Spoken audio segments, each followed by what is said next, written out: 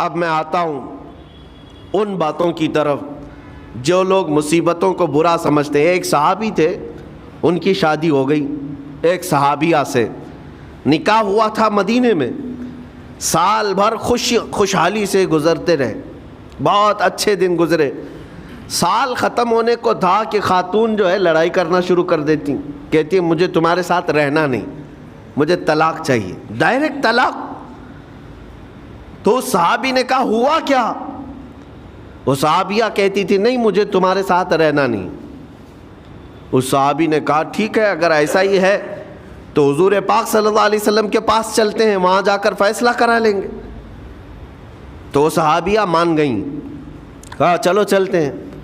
تو دونوں چلے جا رہے تھے اپنے گھر سے، حضور پاک صلی اللہ علیہ وسلم کے دربار میں فیصلہ کروانا ہے۔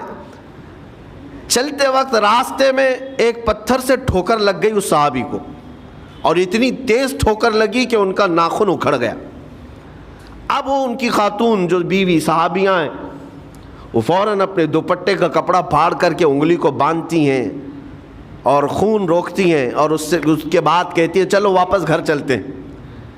گھر واپس آنے کے بعد وہ کہتی مجھے طلاق نہیں چاہیے، ساتھ میں رہوں گی۔ کہا عورتوں کا موڈ، عورتوں کا اس طرح کا فیصلہ کیا بات ہے؟ وہ صحابیہ کہتی ہے میں نے سنا ہے کہ جب کبھی کوئی بندہ بیمار نہیں ہوتا تو اللہ اسے پسند نہیں کرتا۔ میں نے جب سے تم سے شادی کی ہے سال بھر ہو گئے، ایک بار بھی تم کو بیمار ہوتے نہیں دیکھا۔ مجھے ایسا لگنے لگا کہ کہیں تم اللہ کے ناپسندیدہ بندے تو نہیں ہو، اس لیے میں تمہارے ساتھ نہیں رہنا چاہتی تھی۔ اب جب راستے میں ٹھوکر لگ کر ناخن اکھڑ گیا تو مجھے احساس ہوا کہ اللہ تجھے بھی پسند کرتا، میں تیرے ساتھ رہنے کو تیار ہوں۔ وہ صحابیہ تھیں۔ میرے عزیزو، اس کا مطلب یہ نہیں کہ ہم آپس میں ایک دوسرے کے بیمار ہونے کی انتظار میں رہیں۔ شوہر یہ سوچے کہ میری بیوی بیمار کیوں نہیں ہوتی، اور بیوی یہ سوچتی رہے کہ میرا شوہر بیمار کب ہوگا۔ وہ توکل کا اعلیٰ درجہ ہے۔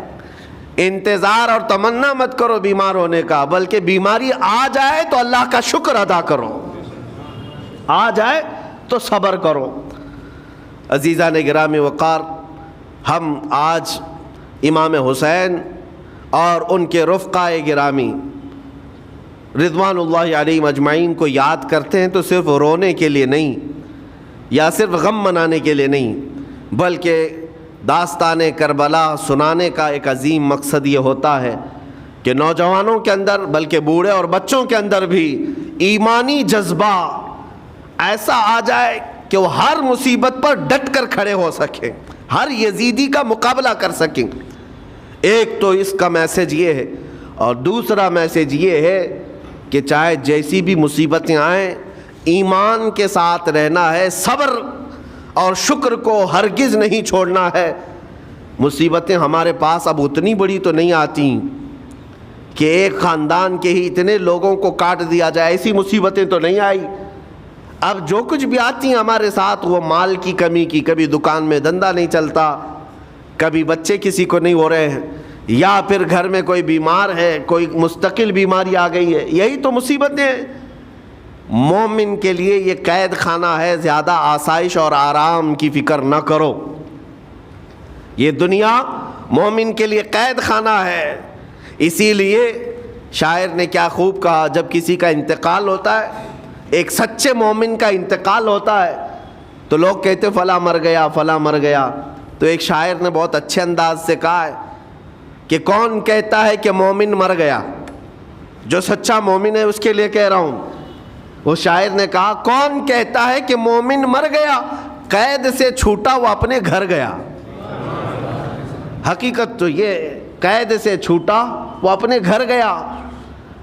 یہاں دنیا میں زیادہ آسائش، زیادہ آرام کی طلب انسان کو مغرور بنا دیتی ہے، تکبر والا بنا دیتی ہے، گھمنڈی بنا دیتی ہے۔ اور اللہ تبارک و تعالیٰ کی بارگاہ میں ہمیشہ سر بسجود رہنے والا وہ بندہ ہے جو مصیبتوں میں گھرا رہتا ہے۔ کچھ نہ کچھ مصیبتیں ایسی ہیں جو تمہیں مسجد تک لاتی ہیں، قرآن تک لاتی ہیں، تسبیح تک لاتی ہیں، اور کوئی مصیبت نہ ہو، کوئی تکلیف نہ ہو تو پھر جلدی بندہ اللہ کو بھی یاد نہیں کرتا۔ اسی لیے رب تبارک و تعالیٰ کی بارگاہ میں کچھ فرشتے ایسے ہیں جب تم رو رو کر کے دعائیں کرتے ہو پھر یہ کہتے ہو میری دعا ہی نہیں قبول ہوتی. مولانا آپ کیجئے, میں تو کب سے کی دعا مانگ رہا ہوں, میری تو دعا ہوتی ہی نہیں, اور آپ کہتے ہیں اللہ تعالیٰ بہت جلدی دعا قبول کرتا ہے. یہ نا امیدی تمہاری اللہ تعالیٰ کی ذات سے ہرگز جائز نہیں.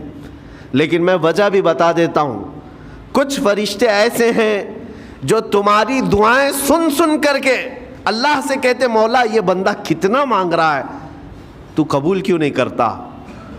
رب تبارک و تعالیٰ یہ جو مانگ رہا ہے اسے دے کیوں نہیں دیتا؟ رب تعالیٰ فرماتا ہے فرشتوں میں بھی سن رہا ہوں اس کے مانگنے کو, اس کی دعاؤں کو, اگر میں ابھی اس کو دے دوں تو وہ مانگنا بند کر دے گا, اور اس کا مانگنا مجھے اچھا لگتا ہے, جب تک وہ مانگتا رہے گا میں اسے پسند کرتا رہوں گا. ایک وجہ یہ بھی ہوتی ہے تم مایوس ہو کر کے چھوڑ دیتے ہو کہ اب کیا دعا کرنا, اتنے دنوں سے کر ہی رہا تھا, کچھ نہیں ہوتا. اگر تمہاری دعاؤں کا اثر جلدی نظر نہیں آتا تو رحمان تمہاری دعائیں سن رہا ہے اور وہ تمہاری دعائیں پسند بھی کر رہا ہے. میرے عزیزو, یہ تمام حالات میں آپ اللہ تبارک و تعالیٰ کی بارگاہ میں کثرت سے دعا ہی کریں اور مانگا ہی کریں جب مصیبتیں آئیں. آج کے حالات بھی ہماری آزمائش کے حالات ہیں. آج کا جو دور ہے وہ بھی ایک یزیدی دور ہے. یہاں پر جگہ جگہ جو مسلمانوں کے ساتھ حالات ہیں یہ ہمارے لیے آزمائش کا دور ہے, بہت بڑا امتحان چل رہا ہے. ان حالات میں مسلمانوں کو چاہیے وہ اپنے ایمان کے ساتھ ڈٹے رہیں, استقامت. مولا حسین کے سبق کو پڑھیں, اس وقت تو ان کی گردنوں پر تلواریں تھیں, ان کے بچوں کے سینے چھدے ہوئے تھے تیروں سے, لیکن وہ ڈٹے ہوئے تھے میرے مصطفیٰ کی شریعت پر. آج ابھی تمہارے سینوں پر بندوق کی گولیاں نہیں لگائی گئیں, ابھی تمہارے اوپر اتنی بڑی مصیبتیں نہیں آئیں, لیکن میں پھر بھی دیکھتا ہوں نوجوانوں کو کہ کوئی مصیبت نہ آنے کے باوجود بھی تم اسلام کے ساتھ کھلواڑ کر رہے ہو. میرے آقا کی سنتوں کو پیٹ پیچھے پھینک کر کے تم تو بازاروں کی زینت بننا پسند کرتے ہو. اکثر لوگوں کو ہم نے دیکھا آج مجرے کرنے والوں کی کثرت یہ ہمارے نوجوان بچوں کی ہے.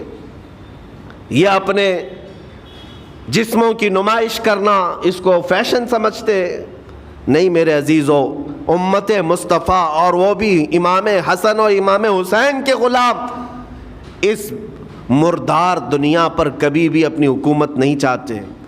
اس مردار دنیا کے وہ کبھی خواہش مند نہیں ہوتے. لیکن جن نوجوانوں کو آج ہم ان خواہشات کی پیروی کرتے ہوئے دیکھ رہے, افسوس ہوتا ہے, افسوس ہوتا ہے.